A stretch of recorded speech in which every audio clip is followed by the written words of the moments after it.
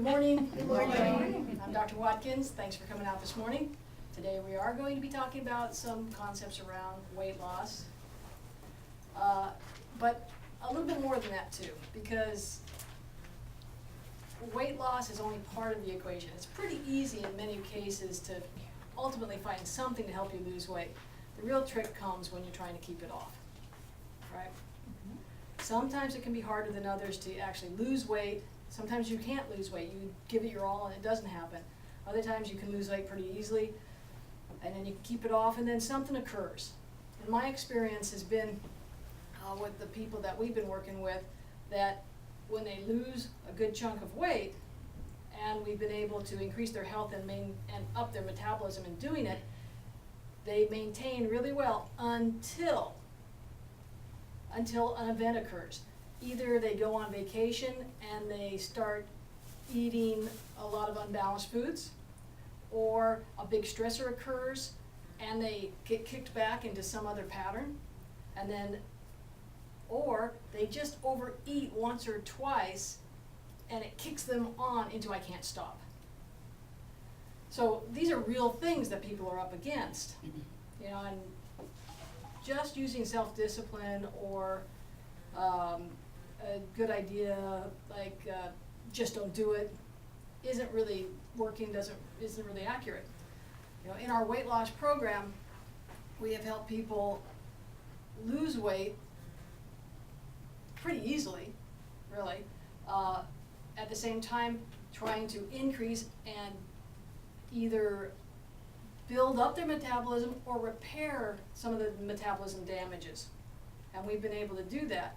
And things go really well until, and that's where I have found that I get frustrated and you guys get frustrated, it's the until that sabotages where we are and what we do. And then when we do finally go back to old patterns, because old patterns have been there a long time, they're habits and they're very hard to break. Even after you think you've done this and you've broken the habit, some large stress or emotional change can shift us right back to ways of being that we probably recognize, and maybe even since we were kids, so that's the dilemma we find ourselves in. And what I think we want to really do is start to look at not just why the weight loss program works, because I can tell you that in a pretty short window of time.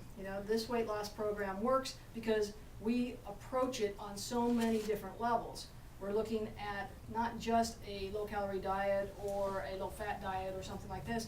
We're looking at how balanced are your hormones, right? How alkalized is your body? How well can your body detox? What do we need to do to help support those? Because if you can, we're bombarded with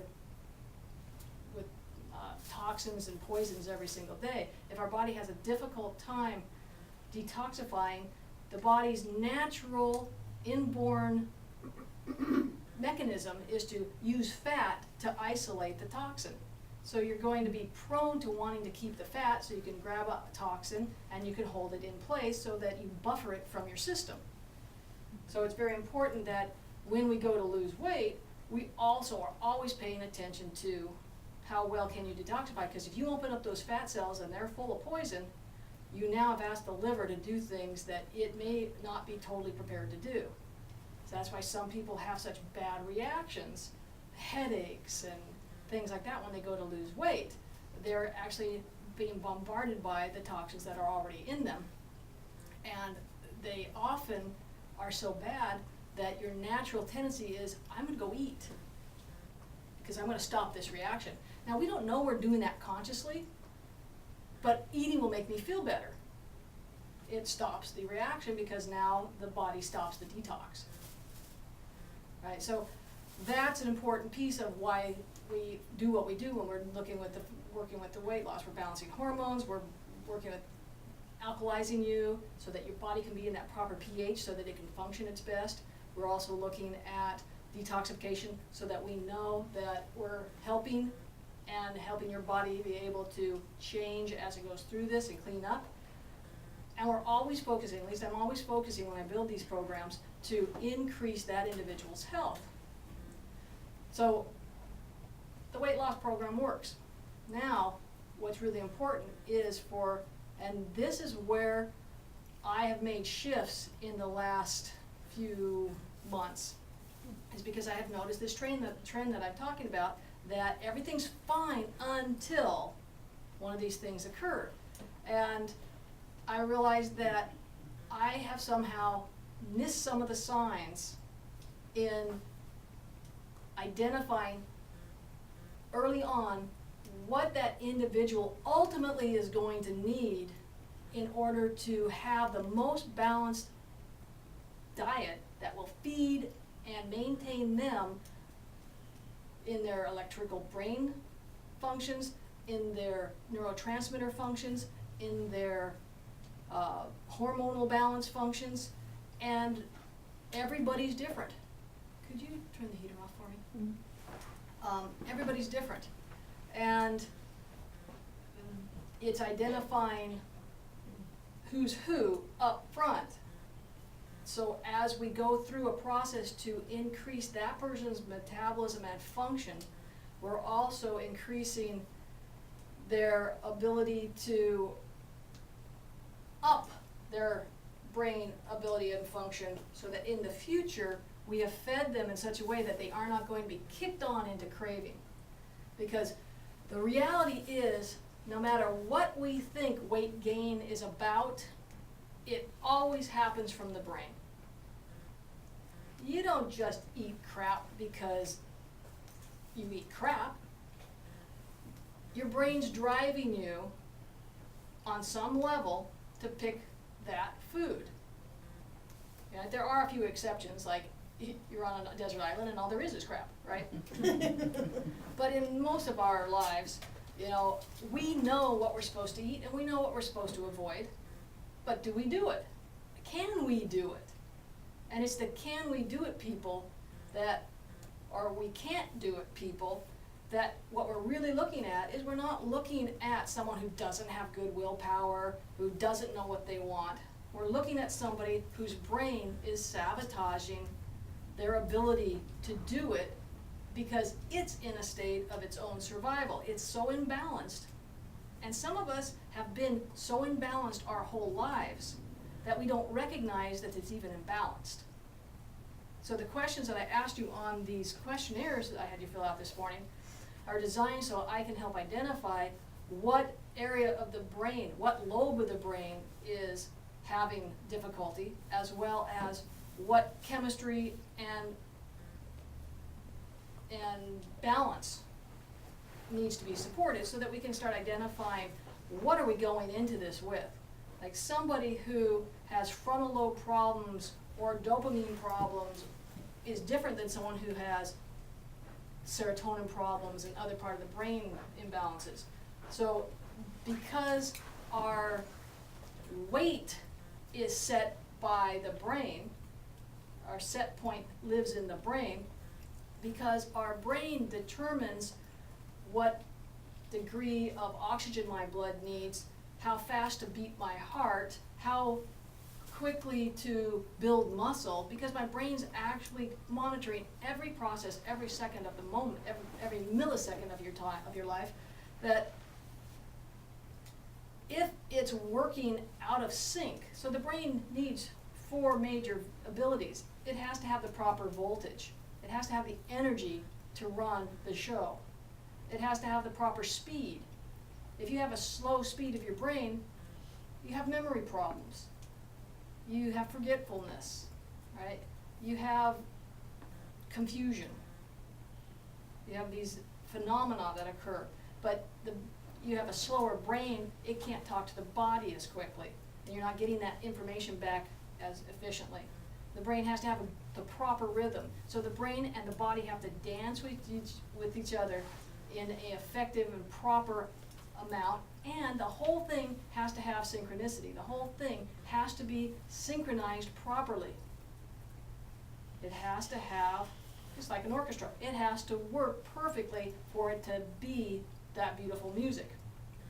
And it can do all those things. The problem is it doesn't do all those things a lot, because mainly our lifestyles We've been beaten up with stress, with bad choices, with unbalanced foods and toxins. I mean, in our environment, if you went to buy a healthy salad at a restaurant, you'd be getting exposed in most cases to 16 different herbicides and pesticides on a healthy salad, right? It's a better choice than McDonald's hamburger probably, but we're still having to cope with it. And so the body either is working, the brain and the body are one thing. It's a loop. They're constantly sharing and talking back, and when that works perfectly, you have a phenomenon called health. Like 100% optimum health, everything is in sync. Do we get sick when everything is 100% optimum? Would you? No. No. So if I have a symptom, I don't care if it's I got a sore toe, I got an achy back, I got headaches, I got a stomach problem. If I have a symptom, am I 100% functioning? And if I'm not 100% functioning, what's shifted?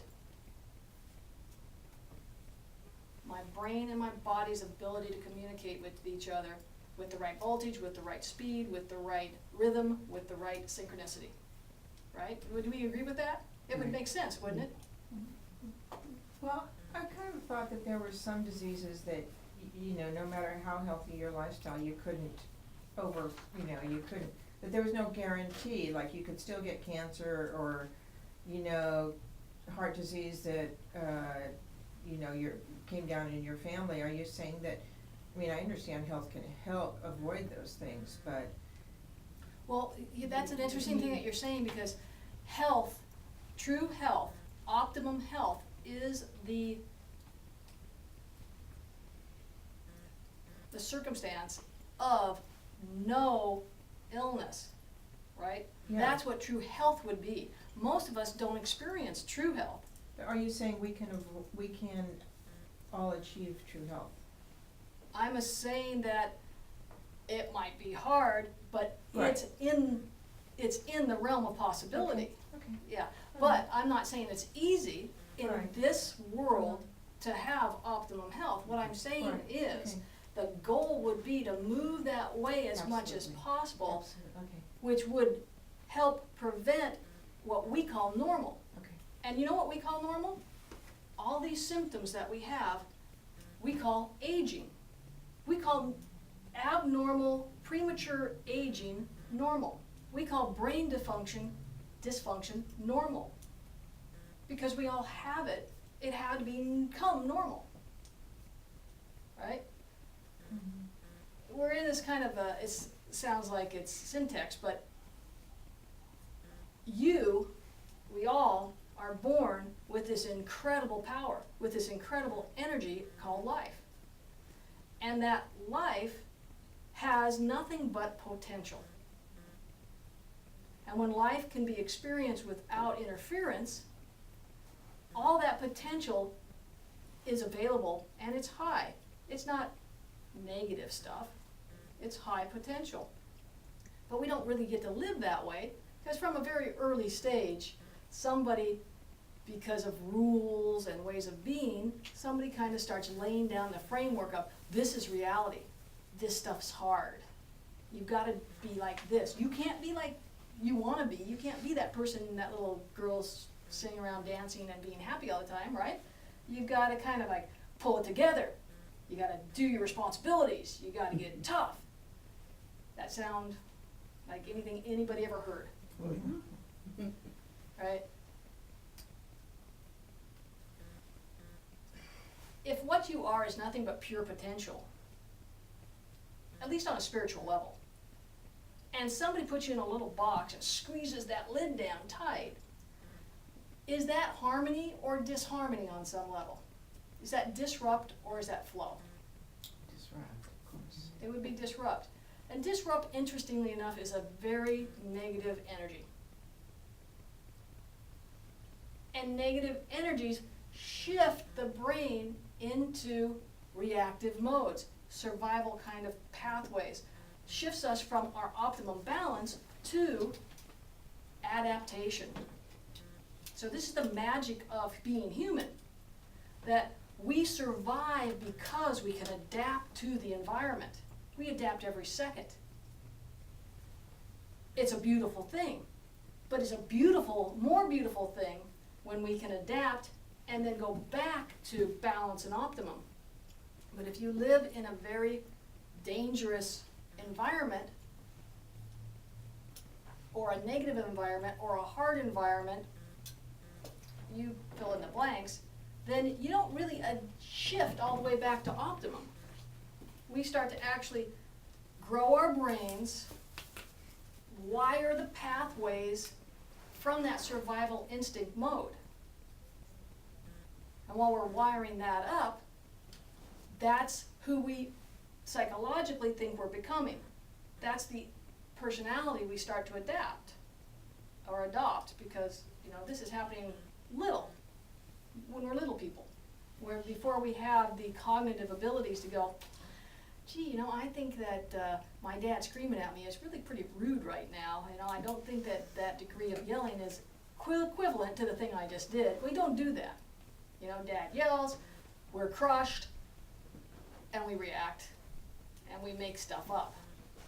And then these things become rules, right, that we would live our future out of. Oh, I better be careful around that now. Oh, I better be careful around that now. Anybody here not ever been afraid of something, or felt like you had to be careful? Like, if I meet someone brand new, do I go in and just say, hey, want to be my friend? You look fun? Or do I go in like, how do what's safe here? I mean, really, how do we do that? Based on our past experiences, I guess. Yeah, and if we've been taught that there's a way to be in public, you have to look right, you have to be right. We're all little girls here. You have to be a perfect little girl.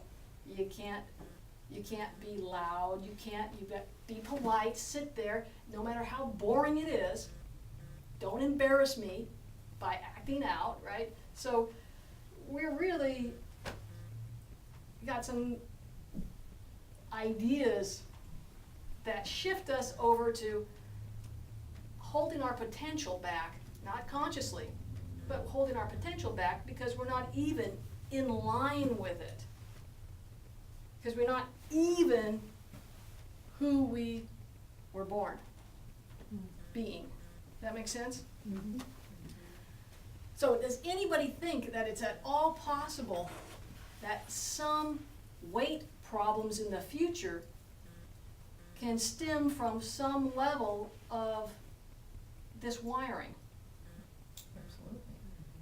Because it's not the happiest picture I'm describing.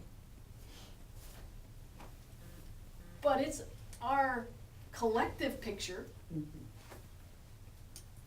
Yeah. So we long ago disconnected from the most optimum ability for us to even be in line with our own true health. And that's why we always have the possibility of heart disease or cancer or whatever. I mean, there are thousands of whatevers we could be and get. But if it was ideal, none of those whatevers can align with optimum. Now, none of us have, and including myself, live in that optimum state of health. It's a sweet goal to get close to it, but I don't even ever expect with the environment that we have to compete with that I'll ever have 100% perfection. I still have to breathe this air. I still drink the water, right? And even some of the Kool-Aid. So, so it's really important to, if we want change. Now, how many people here would like to have their life feel like more fun and happy and more enjoyment than less? Absolutely. 100%. Now, I've never found anybody who didn't want that.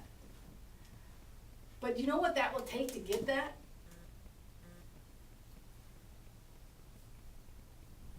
health and spiritual balance? Change. Oh, Close, good answer. That is a change. And that's part of the change, and that's part of the change, but change. What's the hardest thing for a human being to do? Change. Change. Isn't that bizarre? Mhm. That for me to move closer to being my best self, having the kind of life that I want to have, I have to change. And the hardest thing for me to do is change. And doesn't that feel kind of trapping? It's like I already adapted, now I have to do it again. Yeah. Yeah. Rewind. Yeah. Yeah, you know, and so we're really up against some fun stuff. Hmm. Yeah. So, how do we change? Pain. Pain's a good initiator. Pain, True. A Pain symptom, is yeah, so yeah, that's true. right, yeah. pain is absolutely Yes. a wonderful signal. Yeah. And that's what a symptom is, by the way. Symptoms, interestingly enough, aren't even bad health. Symptoms are your body's message to you. You're losing health. You're having a downward spiral. It's actually not bad health itself. The symptom really, if we can understand what it's saying to us, we should be grateful for it. It allows us the opportunity, like you said, to at least pose the possibility of change. As we sit and dwell on it. Because change is scary. I mean, I know that change is scary. When I say, this thing here is something that blocks me, it sticks me, I don't like it, I'm gonna change it, I'm gonna move toward it. And the closer I get toward it, I feel like there's a tidal wave. Fear.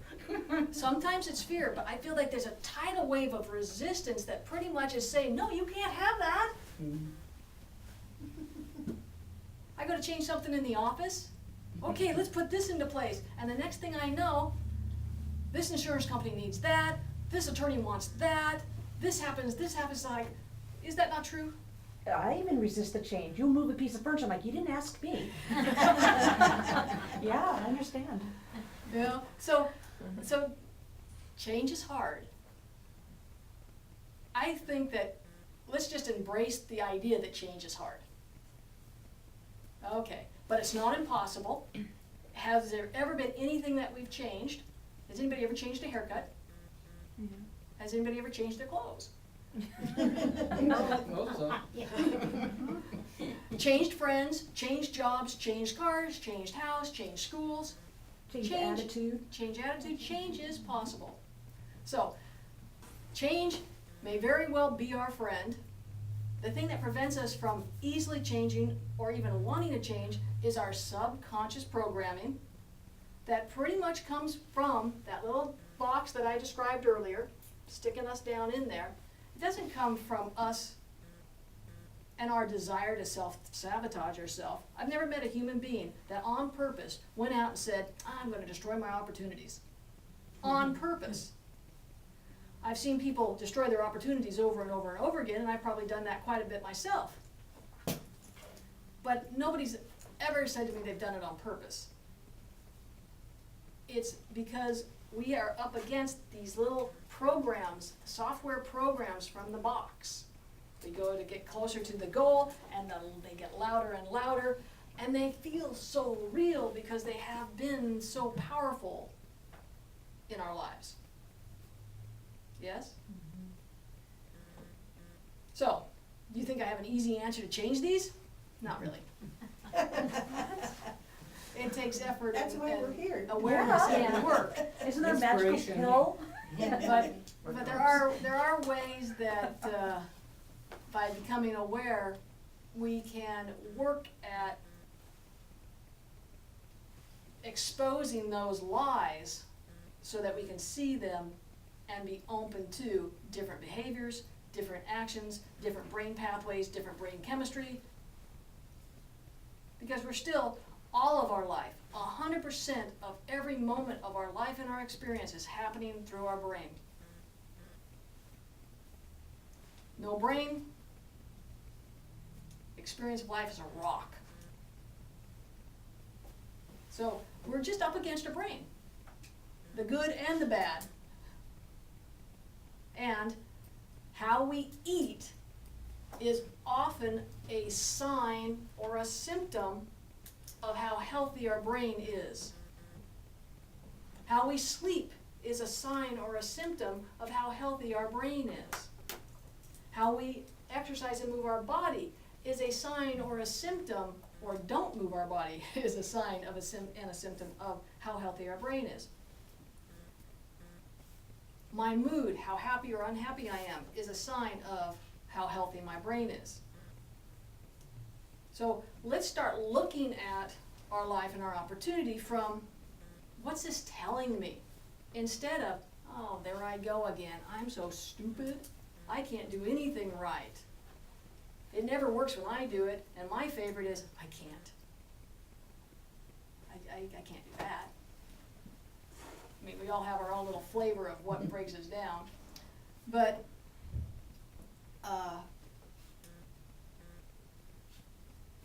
today we're really, again, focusing on weight loss and how do we change our brain, therefore changing our life, and how do we get that weight loss that we want and become that different person who can keep that and not have the until blow us back out. Does that make sense? And it all happens in the little brain. Can you, does the thing show that? So that, and the multiple lobes of that, that's what I have come to understand, that I had to be able to identify and find the imbalances where they were in not just the area of the brain and the way that that brain communicated with every part of your body, but also in that speed and in that neurotransmitters and in that synchronicity of how the brain works and how thoughts play into that. So have you ever thought about thoughts as being positive or negative? Probably. So when you think of something that's a negative energy, does that feel like a really high vibration or a low vibration? It feels like a low vibration. If we're looking at having a high energy body, do low vibrational thoughts balance with a high energy body? No. So if we don't have that synchronicity or that rhythm, you're going to get pulled down. The low is going to pull down the high. The high doesn't always pull up the low. You know, maybe you think it balances a little somewhere in the middle. God can only hope. So our job when we're looking at what am I going to eat needs to be from the point of view of what am I going to eat to feed my life. That there's a lot more at stake here than a few pounds. Than my whole life, because it's happening through my thoughts in my brain, what I eat is either going to fuel my life or it's not, or it's going to take away. It's either going to add to or it's going to take away. And we get stuck in close to this thinking of the box that, and I just talked to someone yesterday who was saying, when I lose the 20 pounds, then it will all come together. Then I'll be happy, then my life will work. And I was thinking, must intervene with that. Disrupt that, bring some reality around that, because what we're talking about isn't 20 lousy pounds or 50 lousy pounds or 100 lousy pounds. Isn't what we're really talking about is I want to experience my life with as much vitality and happiness and enjoyment and positiveness and being who me I really am. Isn't that what we're really saying when we're talking about weight loss? Mm-hmm. Yeah, that absolutely is. And most of us don't see that. So it's so easy to go on a diet and so easy to go off a diet and stay who you are. Because you never had the real vision of what it was about.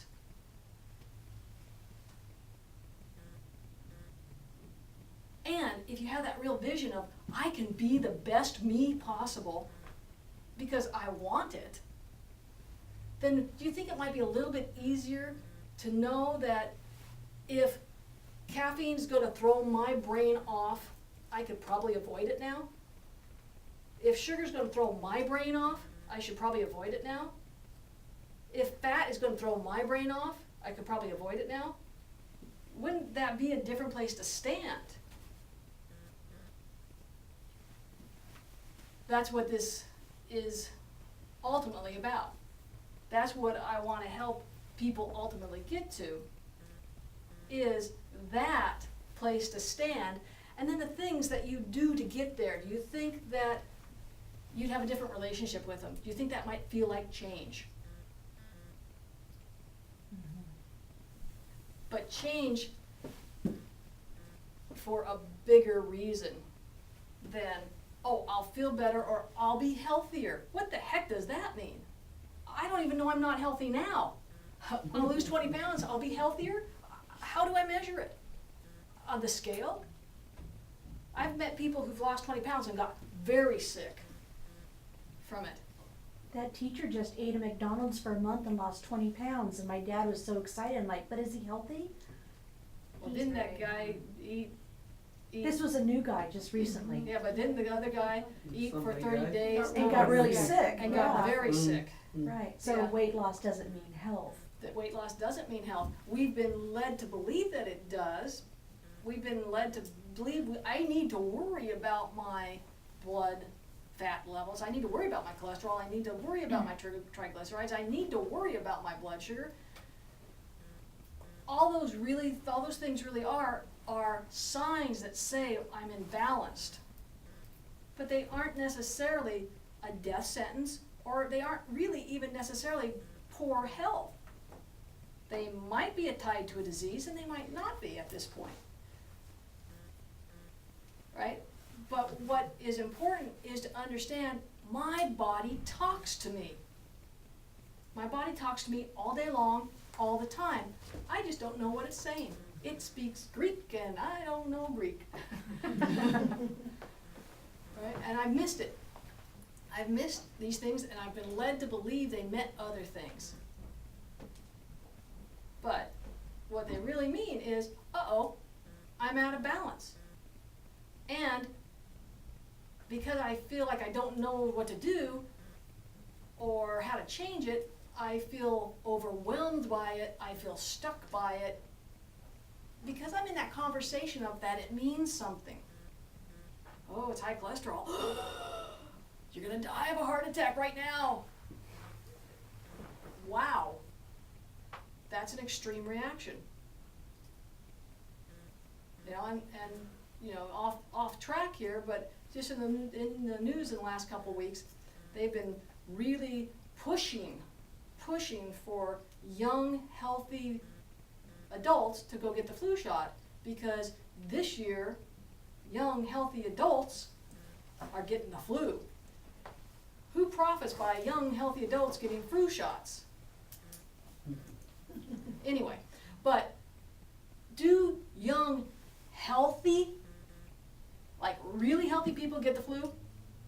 No. Do young people who think they're healthy but aren't maybe get the flu? Again, we aren't where we think we are a lot of the time because we've been led to believe certain things mean certain things that maybe they don't.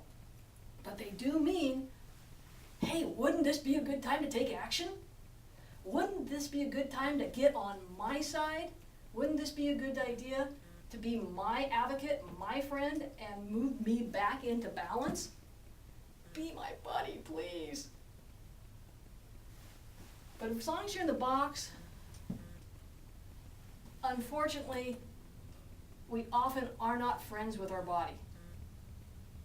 Those negative beliefs somehow translated to us, I'm not good enough, I'm not right enough, I'm not good enough the way I look, I'm not good enough the way I dress. Oh, you're gonna wear that? Oh, for Pete's sake, give me a break. You take it as it means like, oh, something's wrong with me.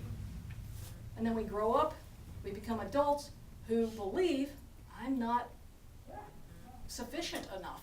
I'm not enough. I've got some flaw. I'm not exactly sure which one it is out of the many that people have shared with me.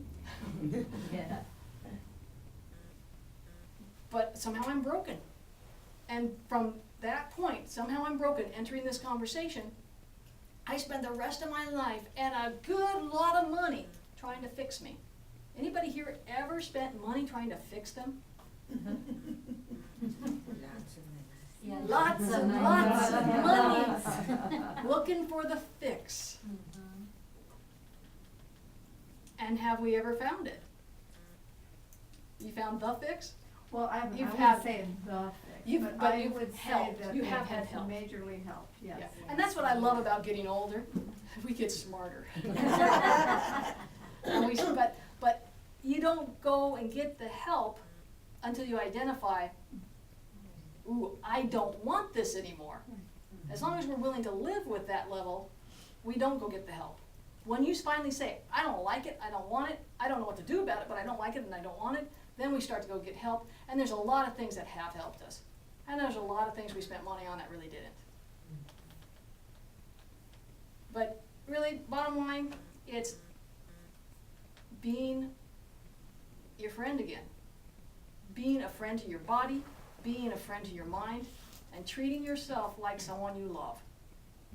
Even if you have the program in here as I don't love myself, or I'm not allowed to love myself, or I can't love myself.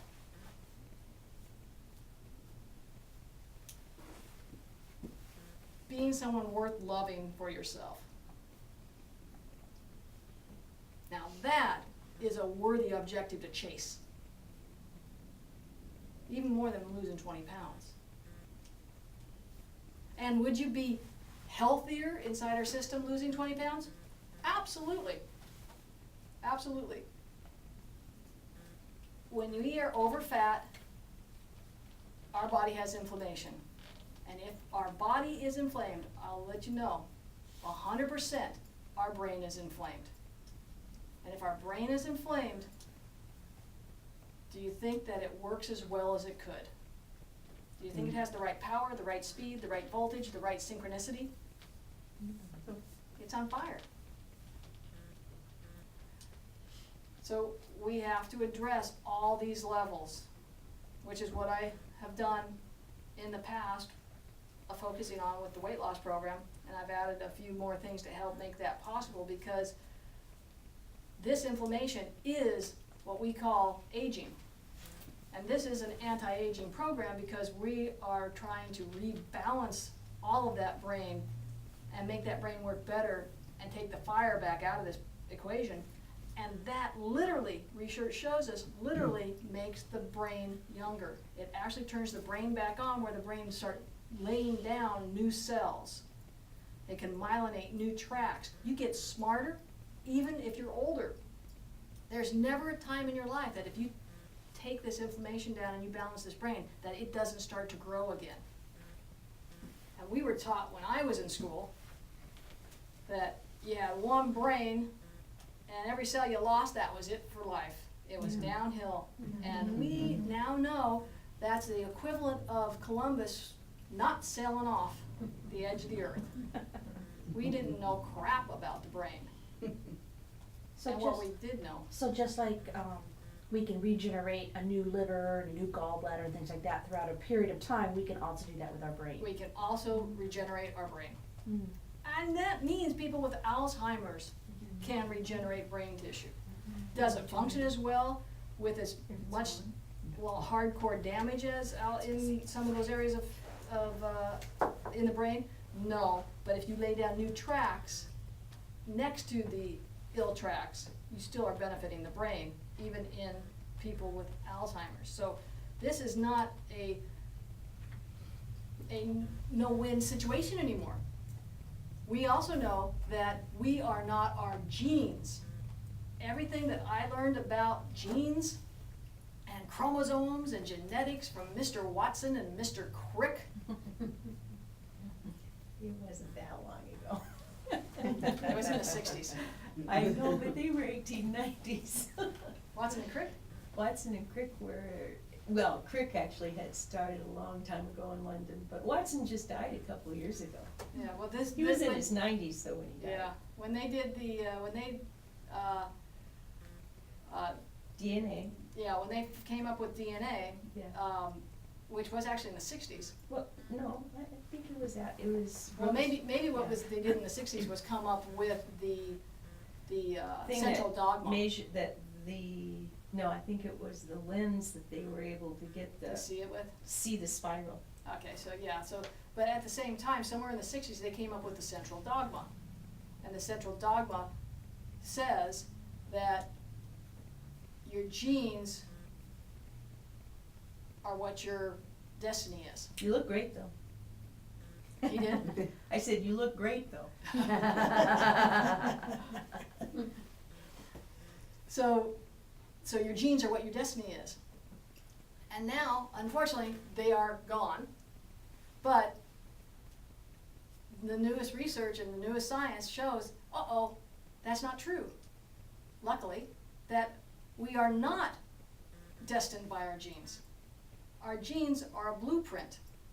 They will express or they won't express, but it always happens through epigenetics, which means they are influenced 100% by the environment they find themselves in. And we used to think that once a bad gene got turned on because of the environment it found itself in, it couldn't turn back off. We now know that's not true. So even dangerous genes can turn on and turn off. So if that is what we now know, what's the potential for a human being to create change? It's limitless. Does it mean it's easy to do? No. But there's potential there that somebody had taken away from us a long time ago by a belief system that said we were destined and we were victims of our genes. If that's not true, and science shows us that it's not, then it opens up potential. It opens up the possibility of change in a powerful and profound way, no matter how screwed we are. So we have to discover what that terrain or that environment factor is and why it triggered us to build that terrain of Right. unhealth. Which is exactly why when we're working with our patients, we look at so many levels. When we do the health scans and we're looking at how are you being affected by different, like electromagnetics, or how well are your adrenals functioning, or what kind of toxins are we dealing with? You know, we're looking at all those different levels. Our emotions involved here is the physical brain-body function feeding the body correct information. So we're looking at all these different levels because I'm always trying to create the most whole approach so that I can help people get the biggest health benefit. Yes, I tackle the back pain first. Underneath that, I'm always building the capacity of helping that person become more healthy. You know, I consider myself a health builder, not just a back pain, neck pain mechanic. And that's where a lot of my focus is, and that's why we're having this conversation too. It's because what we eat, how our body weighs, what we think, all plays into how healthy do I get to be. And why do I even care? Because how healthy I get to be has a huge impact on how much I get to experience in the world and how much enjoyment do I have in the world. And that's important to me. And so it's important that I help people have that too, because that's important to me. So I have all these good important things. So anyway, with having said all this, everybody's different. Everybody has going to need a slightly different honing of the fuel that they use and the honing of the lifestyle that they adopt in order to give themselves their best opportunity to enjoy their body, brain, their health. Right, so these questionnaires will help me get a picture of, you know, where have we maybe stumbled and gone imbalanced before, so that when we design something, we'll know where we're going to head you. And we also can be aware of these programmings, these emotional and these stressful contents that we need to be able to help tackle too. Because until you're free from the weight of these programs running you, abusing you, it's not easy to make change. But possible. It is always possible, absolutely. Even as hard as this is, it is possible to change those programs. Yeah, and it's digging down and finding out. Because unfortunately, although we all have the requirements that you get from the society, here's the rules for society, you know, we all have added ones that we get from family or from friends, or, you know, and we have our own little twist the way we did it. From school. From school. Life experience. And life experience, here we have these little twists, so it's really about not probing down in a let me dredge through my life way, but probing down by looking at the symptoms of my life, so I can kind of see what was the essence of that triggering software program. Because I like to think of a lot of these software programs, some of them are really good. Look both ways before I cross the street. That's not bad. But some of them are like viruses, computer viruses, that they are invasive and they permeate and they eat up my software and they eat up my hardware and they weigh on the, you know. So it's those, identifying those and then finding out, well, what's the antivirus that will help pull that software program out of here. Bring it up to the light, let me shine some hard sun on it, let's see if we can melt it. I tell you, I've been on a lot of diets before, but I never did one where the person said, so how's your brain functioning? You know, you think of diet, you think of maybe digestion or detoxification, but you never think of your brain. And it all comes from your brain. You know, if you're looking at why does a fat cell know that it needs to release fat into the bloodstream? Some message from the brain, some chemical message, some hormonal message, or some electrical message creates that in the body. Then the body responds. So, any questions about anything?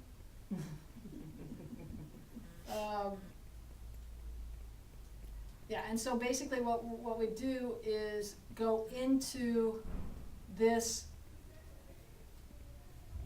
first, repair the damage to the metabolism. Repair, just like when I go into a chiropractic situation where I have to repair or restore, fix the back problem as the initial part of creating a better health situation.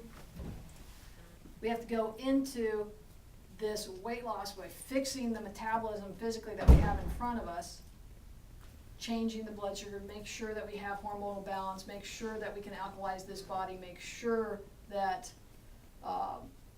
we're helping maintain muscle mass as we burn fat.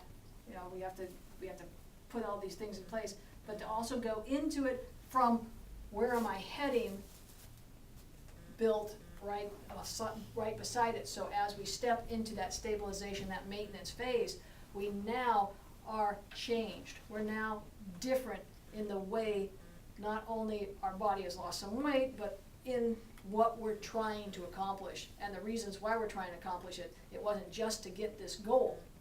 It was like, now I have upped my brain, I now have upped my potential, and I now see the choices that I make in my future have a direct influence on how well my life and my brain work.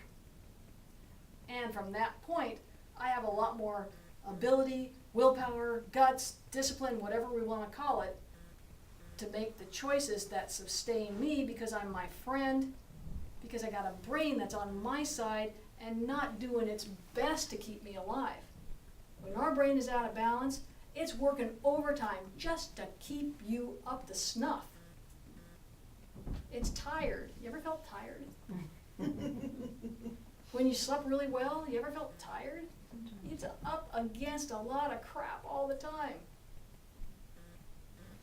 It sounds very different too, because if you go to Weight Watchers, it's like one plan for this, same plan for everybody. And here it sounds like you're gonna say, let's assess where you're at and fix or tailor what we need to fix so you can be successful. It's like the weight loss is almost the last thing. You know, you're finding health and then the weight loss. And weight loss happens in a healthy body a whole lot easier than in a sick body. Well, I'm interested in, you know, where you're standing in each of these things, because I tend to I live in my brain, and I know my body has to kind of play along a lot of times. So, you know, like being a pleasure seeker. Maybe my body isn't appreciating the sugar, but, you know, it's pleasurable. And so when I was listening to you just now, you were talking about living more in your body and trying to get your brain to come in and integrate. You know what I mean? Yeah. And I'm just thinking that maybe is some amount of language that I should shift on my self-talk. That's a very good observation, because to be living in the present, it is a body phenomenon. You have to go back into your body, because we do live in our brain. I'm guilty of being a brain dweller. You know, I live in my head a lot, and people say to me that when you're in your brain, when you're in your head, you're intimidating. When I'm in my body and I'm present, I'm a heck of a lot of fun. I'm enjoyable, and I think people want to be around me, but I'm actually intimidating when I'm in my head, and I know that. I sometimes still get in my head. But the more I'm in my body, the more present I am to the world. So maybe when we hear that message, this isn't good for my body, that's our body talking to us, and then our brain says, but it's fun. There you go. And so what we Yeah. need to do is That's stay in our exactly body what and it say, is. Yeah, whose Okay. side are we gonna be on? Exactly. oh, listen Yeah. to the body, you know. Yeah, and it's becoming, it's getting that, like, on the blade of who's talking. What part of my brain's talking? Is my frontal lobe, which is my ability to create, my ability and my personality, my ability to have motivation and drive and create, is that the voice I'm hearing? Or is it the, oh, you can't do that, oh, you're not good enough for that, oh, be careful, what will they think, what will they say, oh, don't, which voice is it even? And then the voice of the body, we often mistake this, we go like, oh, I want sugar, I need donut, I need Yeah, cookie, I need, yeah, there you go, all the vitamins. exactly, vitamin C. Cake. The other food group. And we think that's our body. That's never our body speaking. That's a brain message. That's a craving message.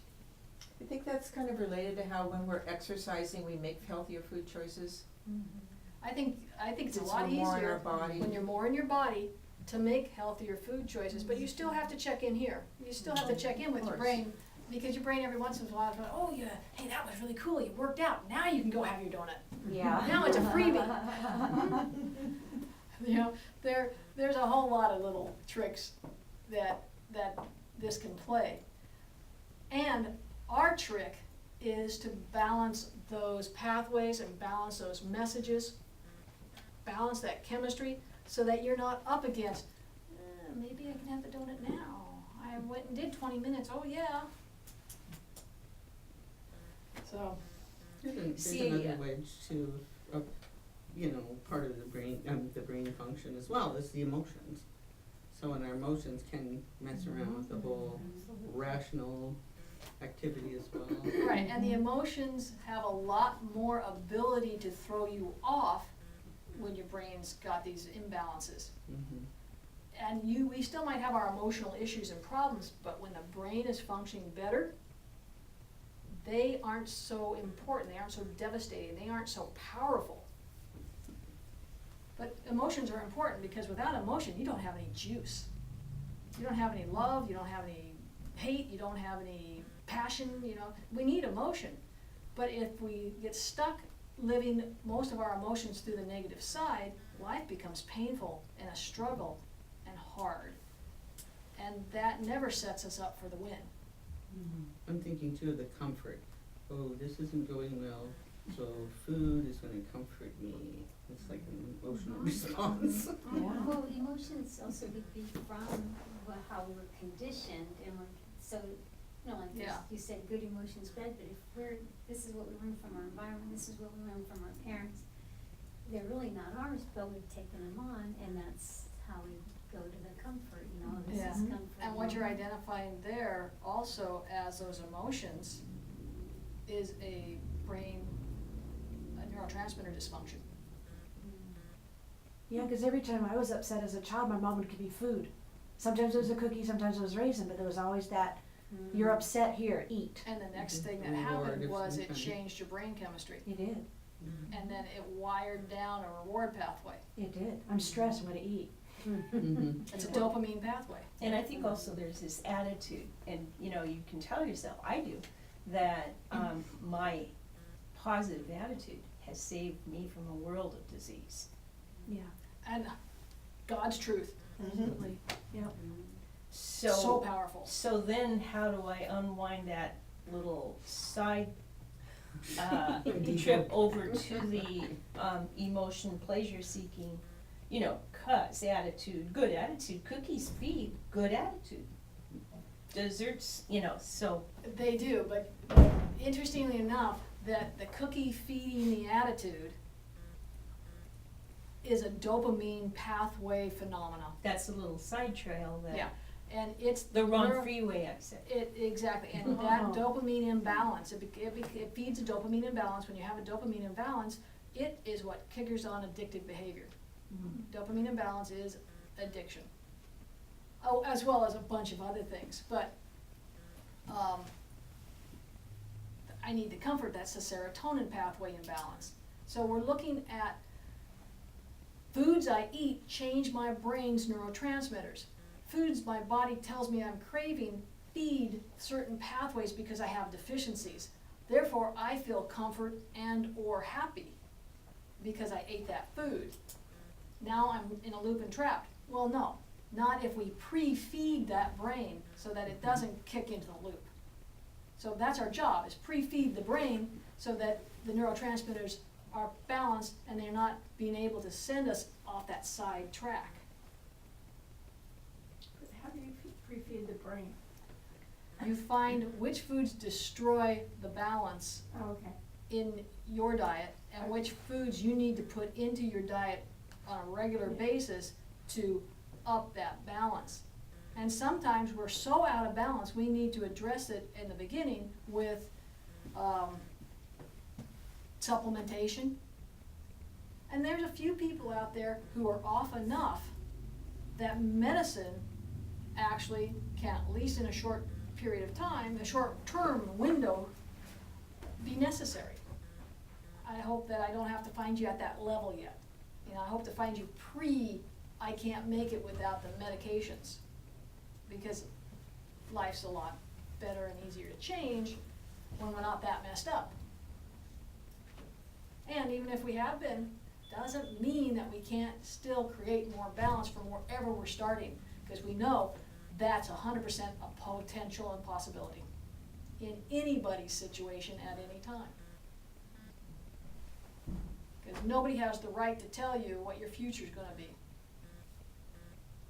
even if they think they know. Because no human being is the end-all, say-all for any other human being. But we are the end-all, say-all for ourselves. And so if we have an idea of what we do wanna say, and we can get the help to figure out how we can say it, then we get to take the power back, our own power back into ourselves. What's better than that? So because I think we're gonna be running out of time real quick, I'm going to kind of close it down right now and basically say that I got the information, I'm gonna go over everybody's information, see if we can identify a few things, and then if you want, we'll sit down, we'll talk about it, we'll see what your goals are, where you wanna go, what you're about, what I can find, see if there's something we wanna do. Fair enough? Sure, that's great. Thanks for coming out, All right. and hang out for a minute, and then if you have any questions, then I'll answer them. Go